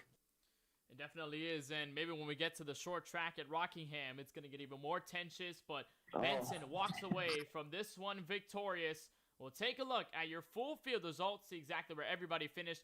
Unofficially, no calls from race control on that finish. Kyle Benson, so far, your race winner. That'll be his third on the season. Second in a row, AJ Green and Colin Forrester make it a Stock Motorsports second and third tonight. AJ Green and Forrester, of course, in those positions. Jesse Preece lines up for a P4 finish. Nice recovery for him. Jacob Denson, also solid recovery for the driver of the 45. He ends up just inside the top 5, followed by Brandon Banks, Scott Feltz, Craig Lounslager, who spun across the line, Michael Newbraw, and Kevin D'Elia to your top 10.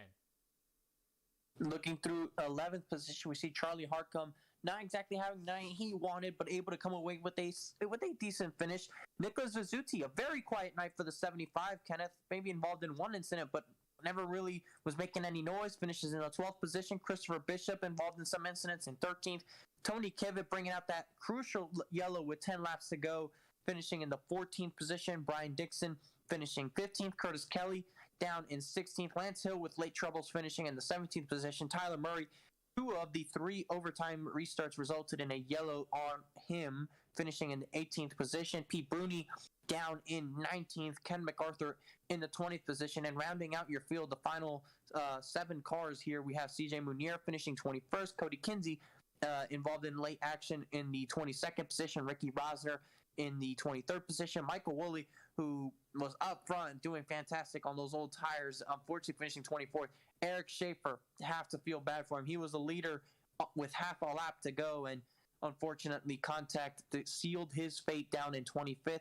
Austin Reedy, fast early, had to leave, finishing 26th. And Douglas Carlson, your race control, but shows up there in the 27th position. So for now, Kyle Benson is your race winner here tonight from the virtual Richmond Raceway. And for Benson, you got to imagine just how happy he was to get this done, as we'll talk with your race winner and the driver of the number 10 going 2 in a row.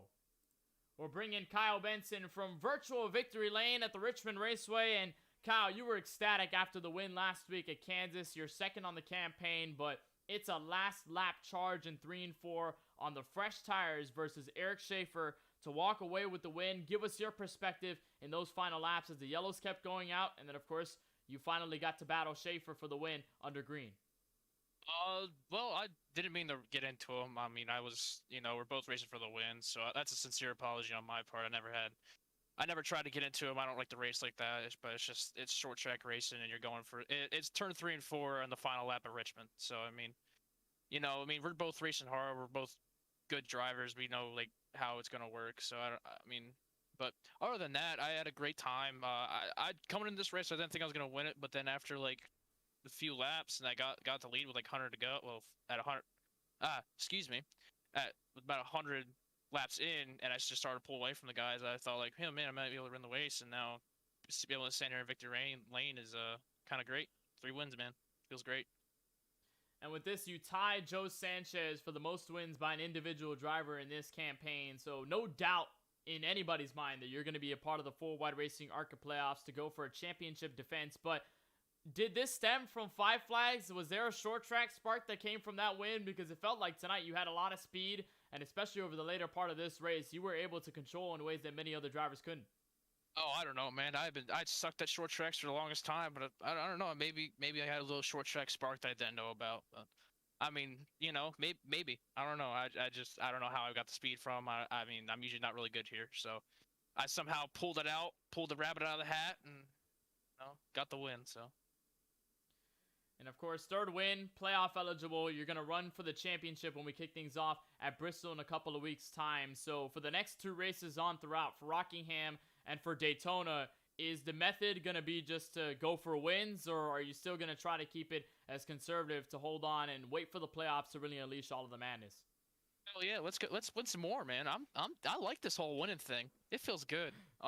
It's the first time in a while I'm actually starting to win races at a place. So I feel great. This is my first time I've gone back to back in the Full Wide Racing Series. It's just I feel great. I want to win more. That's really about it. Well, you get it done here in the final 2 laps here from the virtual Richmond Raceway. Kyle, before we let you go, is there anybody you just want to give a shout out to? Any teams, sponsors, or just anybody else that makes it happen for you, especially on this win here tonight? Everybody in the 4-wide racing series as it comes in a week. Man, we're pulling about 30 cars for ARCA, which is really good. So, awesome to see that. We really clean. So, Murray Reedy Motorsports and Big Fast Racing, great bunch of group of guys that I love racing with every week. Team Mur Designs, great guy to work with, makes most of my paint schemes for other series, and you guys make a hell of a broadcast. So, honk if you love Kenneth Bueno. Well, we certainly appreciate it, Kyle. I want to give you the biggest congratulations on this 3rd win of the season, your 2nd in a row here tonight from Richmond. Of course, wishing you the best of luck when we move forward to Rockingham next week. Also want to give a shout out to the Jean Girard paint scheme. And we didn't mention it last week, but Ricky Bobby did not get you at the start-finish line. Congratulations, Kyle. Wishing you the best of luck for next week. Appreciate it, man. Kyle Benson, your race winner here tonight from the virtual Richmond Raceway. We'll kick back to the driver who comes home in 2nd, and the beef car certainly had a little bit to fight on the racetrack, but he ends up nonetheless in P2, and he's caught up with our very own Francisco Bacalhau on pit road. AJ, it was an interesting night there for the most part. We saw several incidents in the middle portion of the race. You were up front through most of it. Can you take us through your race from your perspective?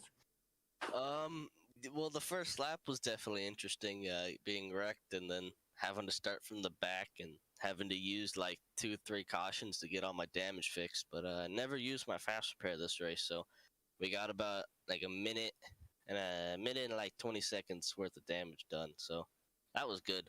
But I just kept it conservative, and the new tires at the beginning helped me get through the field, like really good. And then really I just stayed up there and let everything happen behind me, which was good. Yeah, that's definitely one of the key ways to go about these short tracks. And we saw late there in the race that 22 decided to stay out. At any point in time, did you think that staying out was going to be thought of by more drivers, or do you think that 4 tires was going to be the way to go? I thought a lot. I thought Schaefer was gonna go in, like all the drivers, because we had a pretty nice run there where the tires were. Some thought they felt great. Mine definitely didn't feel great, so I definitely pitted. But I thought everyone would pit there. I was surprised that Schaefer stayed out, but it almost worked out for him. So. Yeah, it almost worked out with that late contact with him and Benson. You were able to avoid that and take away a 2nd place finish, as that did gain you 1 position. So who do you have to thank for this strong P2 effort? My team, Stonk Motorsports, and this very, very good-looking car. Made that right before the race, and it has Schaefer on it, so big ups to Schaefer for allowing me to have him on his car and not being too mad at it. So, yeah. Shout out to you guys for broadcasting all 4-wide. Yeah, it seems like Schaefer on your car ended up finishing higher in the results than Schaefer himself. So I think he'll take that as a victory of sorts in a way. Okay, so we appreciate the time you take with us, AJ, and we wish you luck at Rockingham next week, which is going to be very interesting. Thank you. That's AJ Green, the driver who comes home in P2 out of tonight's action from the virtual Richmond Raceway. We'll kick it back to the teammate of AJ Green, and I guess a fellow meme scheme, if you can call it that, for both Green and Forrester. His teammate in Colin Forrester comes home in the 3rd place position. We'll bring him in from pit road. Colin, you working with your teammate there, row number 2, green-white checkered restarts. Give us your perspective on how that went. I think it went decent. I mean, me and him both got a top 3, so definitely could have been worse. I definitely doored him up the track a few times, just overdriving the corner, just trying to get there. But yeah, it was a pretty good day for me and AJ. His paint scheme is wonderful, and it was pretty interesting to see around the track the whole race because me and him were near each other. But yeah, this race was a lot of fun. Definitely one of my favorite short tracks to run in the game. Probably one of my favorite tracks in general on this game, and it just produces really good racing. Even though it's hard to pass sometimes, it's just super fun to race, and it's one of my favorite tracks, like I said. And I think you're able to go with that favorite track attitude. You end up in 3rd out of tonight, and I think AJ Green probably had the same thought to say about you with the schemes that you both ran tonight. Very colorful out of the Stock Motorsports group, but for you, with the way this ran, I mean, with the tire call, did you expect anything more? Did you expect anything less? What was kind of the outlook there once you guys took fresh tires and you guys started carving your way through the field in the final stage? I was actually hoping it stayed green because I seen I was running down the 10 car there a little bit, and I was just hoping for us to get a little bit longer of a run, and I think I could have caught him by the end. I wasn't gonna wreck him though, but yeah, I just wish it stayed green. I think I would have had a better chance. Just all them late restarts, it was hard for the new tires to really come in, and they came in on the last lap, and obviously the 10 car and 22 got together, but yeah, it was unfortunate what happened with them too. I was hoping more people got involved and I could come around and win, but yeah. Well, nonetheless, Colin, it's a solid P3 effort moving into Rockingham and Daytona in the next couple of weeks for this series. Before we let you go, Colin, is there anybody you'd just like to give a shout out to? Any teams, sponsors, or just anybody in general you'd just like to give the love to for tonight? Just shout out to my dad. I know he's probably watching right now, and shout out to everyone on Stonks Motorsports. It was a fun race, good race for us, I think. And shout out to you guys for doing the broadcast. I look forward to it, and probably end up watching it tomorrow. And just thank everyone in the league for having me.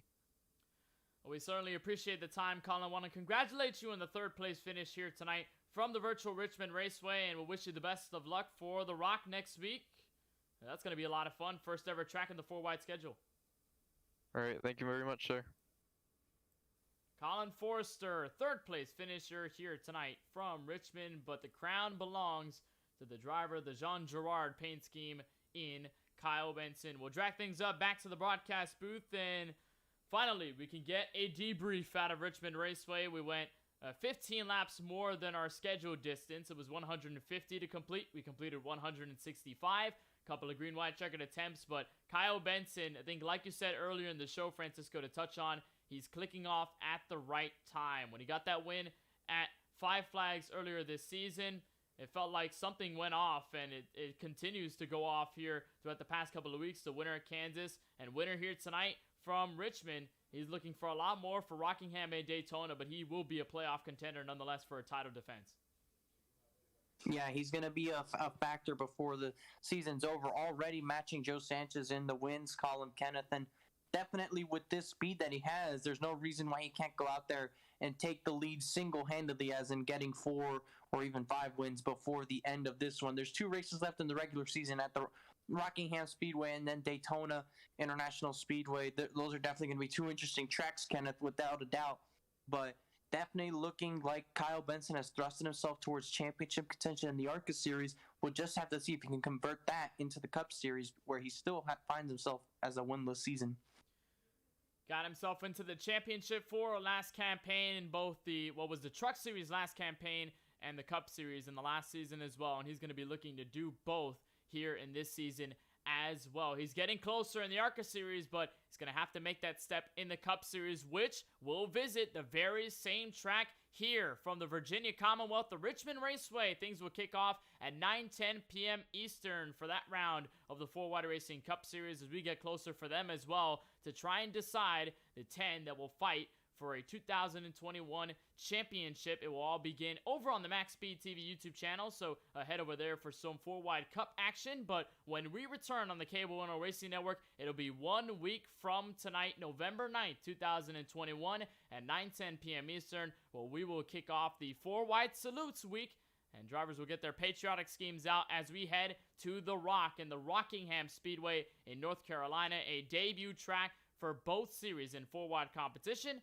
Again, we'll have coverage 9:10 p.m. Eastern right here. You won't miss it on the KBueno Racing Network. Well, that does it for us tonight on our broadcast of Round 15 of the 4-Wide Racing ARCA Series from Richmond. Want to give a congratulations again to Kyle Benson for getting his 3rd win on the campaign and his 2nd in a row. We'll see if he can continue that streak heading over to Richmond next week. So for everybody at the 4-Wide Racing League, for Tyler Murray and the Race Council for making these races happen each and every week, and on behalf of all of us at the KBueno Racing Network, for Charlie Byer and my colleague in the booth, Francisco Bacquiao, My name is Kenneth Bueno, saying so long and good night from Richmond. We'll be back here tomorrow night for some Cup action, but until then, we'll see you on the KBueno Racing Network from the Rock.